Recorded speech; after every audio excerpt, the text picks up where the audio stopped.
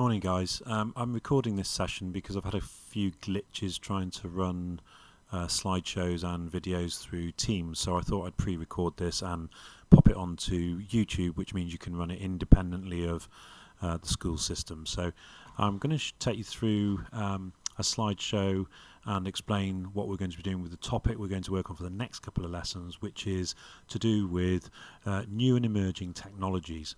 And the first thing I want to do is just show you a slideshow of the kind of thing we're going to be looking at. So new and emerging technologies are things that have allowed things to perhaps develop very quickly.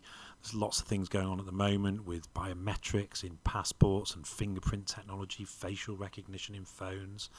There's lots of examples of modern technology going into cars that allows them to be autonomous and drive themselves.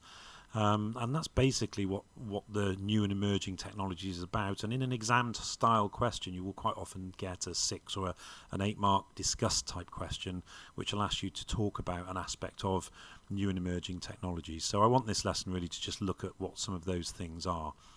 Now I'm going to show you a little example of a crowdfunding example and how I would approach this question. So the question would be something along the lines of explain how designers are using new and emerging technologies in the design of new products or to help people in their daily lives. And I'm going to look at crowdfunding as an example, and I'm going to use an example of a product that was on the internet a short while ago. It was 2013 that this hit the internet as a crowdfunding plea. And it was an idea for a folding cycle helmet, which, if you can imagine cycling certainly in a business environment in a city, a folding cycling helmet would be really useful because it will collapse, go in someone's business bag or even a laptop bag because it folds quite flat. But obviously at the same time you have to have the structural integrity to be able to sort of withstand a bad crash, I suppose. So the designer here has come up with this idea of this folding hat. He's obviously tested it, made sure it was thoroughly safe and got some recommendations behind him, and then he put it onto social media and tried to get some crowdfunding, and very quickly he managed to get, you can see here with some of the figures, he raised $400,000 from 3,161 different backers. The helmet was sort of priced at this sort of thing. It's actually online. This bottom part, the red helmet, is actually the helmet for sale on the internet. The top picture of the white one is actually the helmet when it was on the crowdfunding page. So this is showing it obviously successfully several years later.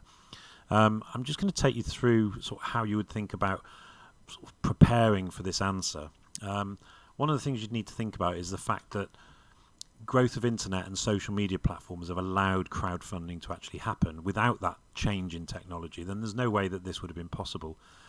So really the growth of the internet and these new social media platforms that you're all familiar with has really enabled this to happen. Otherwise it just wouldn't be in existence. It allows you to raise funds on the web and on social media of different types. It also allows you to get to a wide range of people. You don't just have to go to wealthy business owners and try and get them to back like you would see on Dragon's Den. You can get just anybody down the street to look at the idea. Perhaps a keen cyclist thinks, wow, what a great idea, or a small business investment, even a bike shop. They could just put some money in on the outside shot. I suppose that someone will make a big profit from it in the end, and they'll get a small payback from it. Also, very little investment required to gain people's interest. You can set up a channel. You can use Facebook, YouTube. They're all free to use. Very easy to set up and get something going.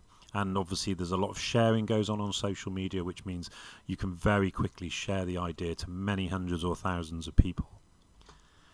There's also a global market. There's no restriction. It's not a case of you're working in a small workshop in Wiltshire and you need to go and knock on doors and ask for help.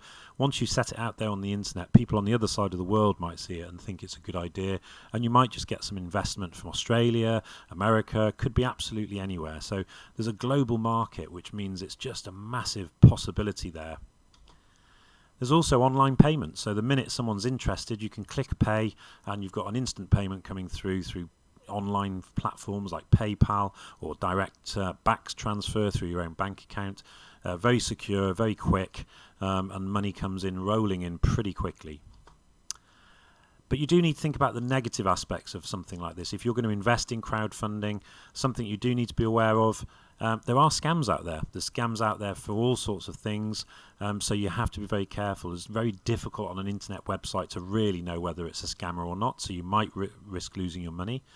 And then the other option to think about, or the other thing to just be aware of, is that not all ideas are successful, so you are taking a bit of a gamble to put money into something that hasn't really been tested and proven as a good sale item. So you do it because you think it might be successful, but actually there's no guarantee of that.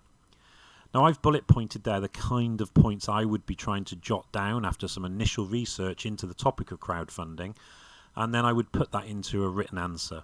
And I'm going to just show you the kind of length of written answer that you would then produce. So there's a short written answer there. I'm not going to read through it, but it will give you time in your own time just to have a little look at this. It just explains all of those points perhaps in a slightly smoother written form with a bit of red at the bottom there just to talk about the negatives. So that's how you would look at doing a written answer for something, for example, changing technologies or new and emerging technologies for crowdfunding. Now, I'm going to be asking you to do over the next 2 lessons, so that's today's lesson and on Saturday's lesson, which will be this Friday, I'm going to ask you to do the other topics that are on the next few pages.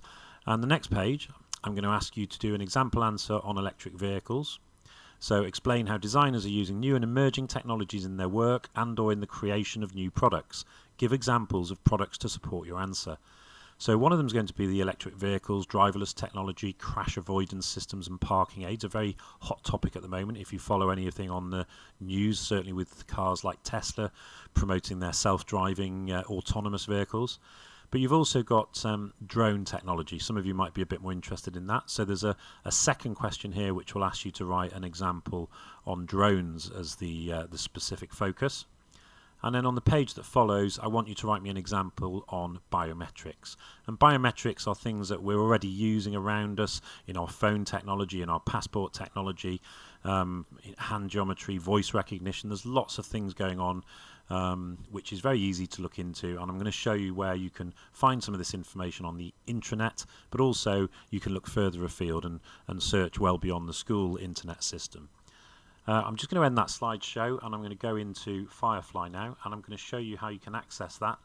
So if you go into Firefly, I'm going to log in and I'm going to go through to the DT area. And Firefly has had some problems the last few days, as I'm sure you're aware from your other lessons.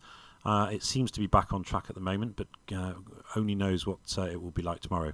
I'm going to go into Creative Arts, which is where the design and technology is positioned, and then I'm then going to scroll down to Focus eLearning.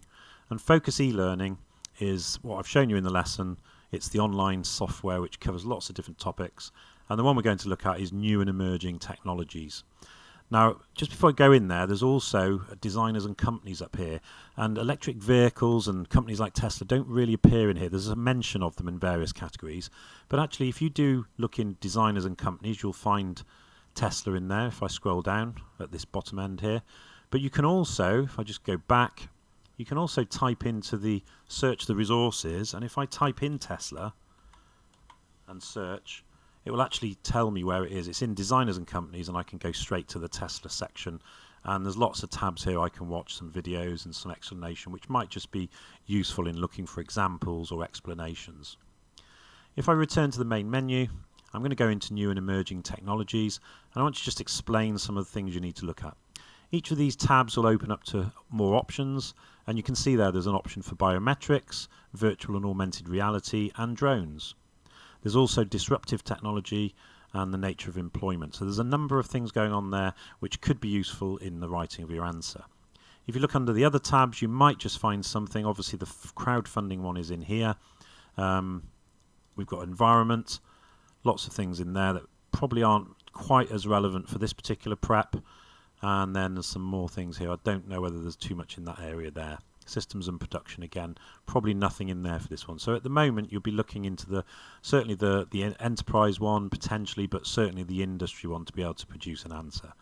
What I would say is don't just rely on the information you find in here. I would look a bit further afield and do some of your own research. This is really excellent bit of software. It explains an awful lot. There's videos you can follow, and when you get to the end of these videos, I'm just going to fast forward this to the end. Once it gets to the end, most of them, as they finish, pop up a lot of other video options. So what do you think drones will be doing in the future? I'm just going to wait for that to finish. And subscribe to Be Amazed. Also, don't forget to check out the amazing video by clicking the box on the screen now.